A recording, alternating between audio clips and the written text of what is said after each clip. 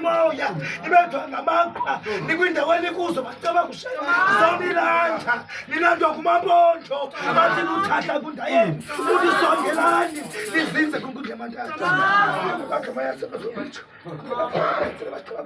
kwindawo bekuza thixo bacaba kushaya bayabhiyosa bayabheka bayakhombana banqumelene bathi siva kamnandi ngoba nathi basiyifunda ngokusondeziwe sisukula nasekhaya bacaba kushaya sigo sinendawo yophephela thixo bathi umntanapha sinqubeka siyaba sikhiwa ngamatyholo sikhiwa nazimoto sikhiwa nazimputsi mhlekazi bathi isizukulwana ngosisondezile sabathabe usimso esibaziyo nesingabaziyo bakule nkundla ngeke umacaba kushaya uqomampondo bathi uyabulela ufuna indlela utokwenza imiqondiso utongena phakathi komntu bacaba kushaya wenza izimpo phezu kwenkundla kokweni usonke namanyange ngoba kuthiwa kuba kululanga abantu abanye bamacaba kushaya kuthiwa balandwe exesi awukholula kundla onjani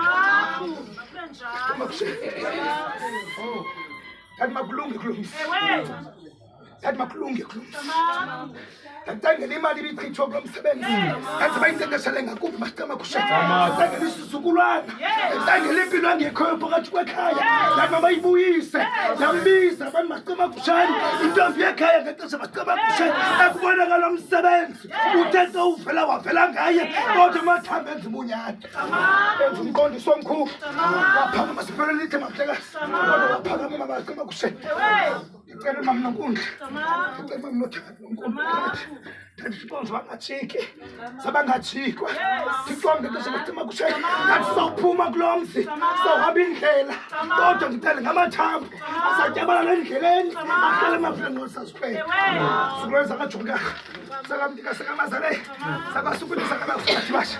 Sakagabanda bacaba kushaya. Sakamlambo sakambinga. Sakagaba masibuko. Sakadala sakadiki sakanqabasha. Kwela sibexesha bacaba kushaya. Sakamcede sakaqeduba. Baqhaza bathe xesha bacaba kushaya. Kanti mhlawumbe sopitho. Kanti yambi ngexesha bacaba kushaya. Kanti kungowamandla amathambo. Phezu kwalamathambo azayotshiswa. Abantu bekhaya bacaba kushaya. Bezawusisicelo zabo phezu kwalenkundla bacaba kushaya. Bona siphendule. Mama.